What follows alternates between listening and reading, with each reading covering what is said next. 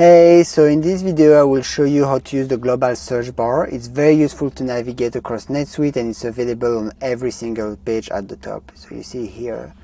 So for example, if I type Smith, you can see it will show me all the contacts and customers, employees that have Smith. I can go through every single contact, every single record, It's looking through for an exact match of the word Smith.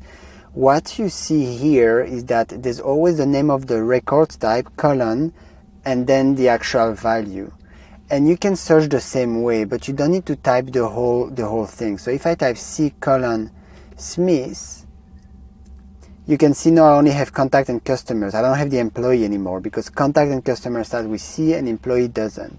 And if I want to even go more precise, I can type more later. For example, cus. The only type of record that starts with CUS is the customer, so I only see the customers that have Smith in it. The other thing that you need to know is that it has wildcard search. So for example, if I look for academy, so you see there's the three customers that contain the exact word academy.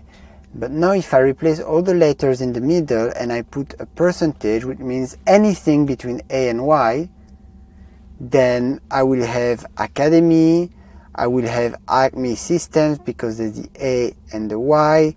Any character is also the empty characters. All outdoors, I'm not sure, but we can quickly see why there is this. It might have found it based on the email address that you see here. I wouldn't be surprised. We can try it after. And you see Amy, etc. So if we can try actually. So you see it finds. So the search was also with the email address, and that's why the A and Y found it. What you can also do if you look for a specific page, not a specific record, you can do page, colon, and then I can type, for example, customers, and it will be the page that contains the list of customers, the customer by partner, etc. I could do invoices, and it would be very similar. So that's another video from Kolleno. If you want more tips and tricks, watch the others. And either way, if you enjoyed this video, I would really appreciate that you give it a like. Thank you. Bye-bye.